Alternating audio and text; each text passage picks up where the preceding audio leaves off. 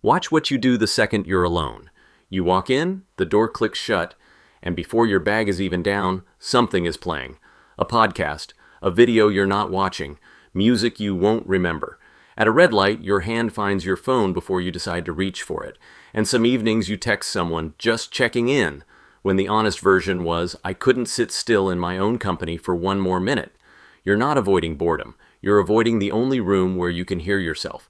The Stoics trained for that room the way soldiers train for winter. In the next 10 minutes, 5 reasons being alone builds a mind nobody can move. And the fourth one is the practice that actually does it. First, being alone and being lonely are not the same thing, and confusing them is what keeps people trapped. Loneliness is wanting someone and having no one. Solitude is having the option and choosing the silence anyway. One happens to you, the other you build. Marcus Aurelius, a man who was never physically alone, surrounded by guards, advisors, generals, flatterers, wrote in his journal, "Nowhere you can go is more peaceful, more free of interruptions than your own soul." He wasn't describing an escape. He was describing a room he'd trained himself to enter. Reason one is why that room feels unbearable at first. The first few evenings you sit in real silence, something uncomfortable happens. Restlessness. A low anxiety with no obvious source, the urge to check something, anything, and almost everyone reads that feeling wrong. They think, this proves I need people. It proves nothing of the sort. That feeling is withdrawal.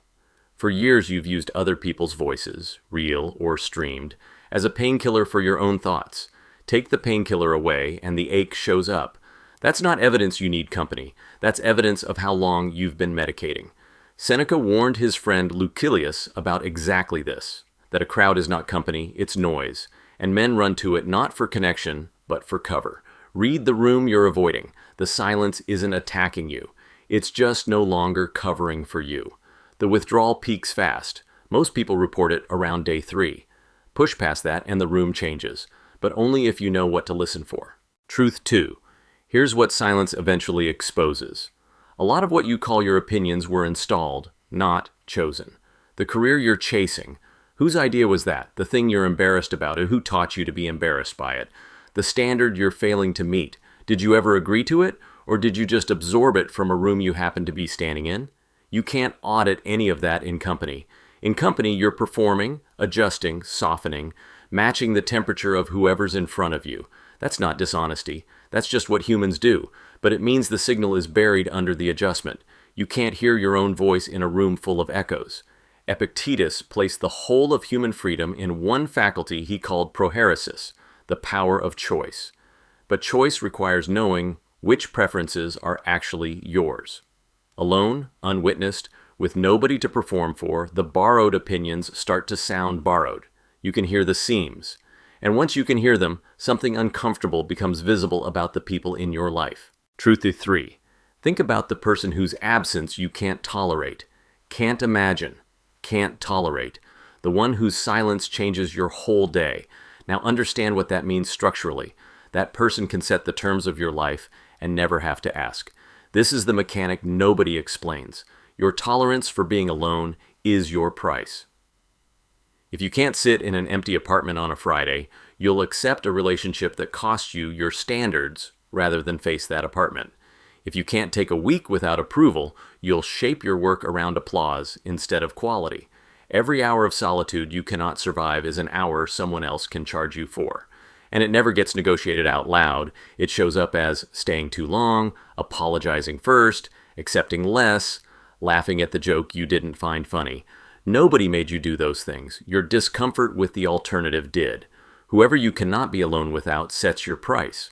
So the question stops being philosophical and becomes practical. How do you actually raise it? Not by wanting to. Truth 4. Here's the mistake people make with solitude.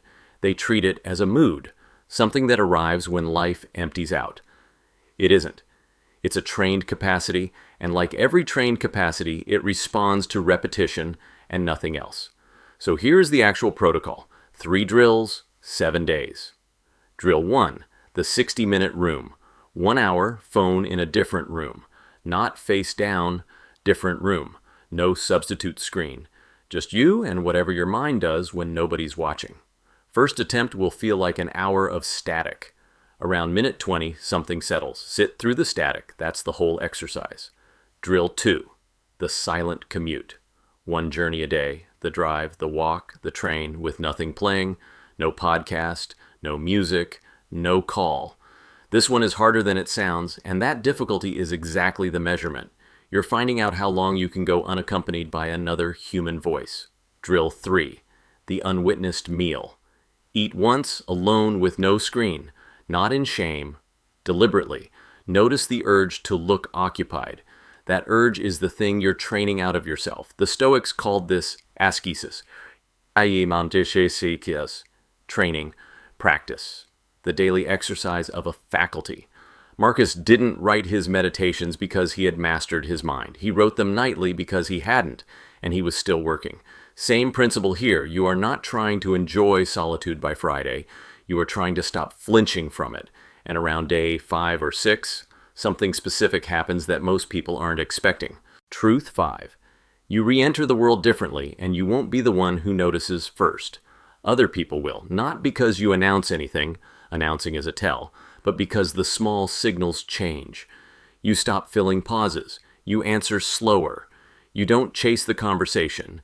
You leave when you're done rather than when it's polite. What's actually changed is your leverage. When being alone is survivable, every relationship in your life becomes voluntary. You stay because you want to, not because leaving is unbearable. And people can feel the difference instantly, without a word being said. The man who can sit alone is the only one who is never negotiating from behind. Seneca said the greatest wealth is to be content with little. The smallest little a man can have is his own company. Learn to be sufficient there, and there is no room on earth you can be pushed out of. 5 truths. The withdrawal, the restlessness is detox, not proof. The borrowed voice. Silence sorts your opinions from theirs. The price tag. Your tolerance for solitude is your price. The forge. 3 drills, 7 days, no exceptions. The return. You come back with leverage you didn't have. Your challenge is drill 1. 60 minutes, phone in another room, once tonight. Then come back and comment what happened in the first 20 minutes. That's where the honest part is. And once you can sit alone, a harder question shows up. The person's still living rent-free in your head. How do you actually let them go? That's the video on screen now. 7 Stoic rules to emotionally detach from anyone. I'll see you there.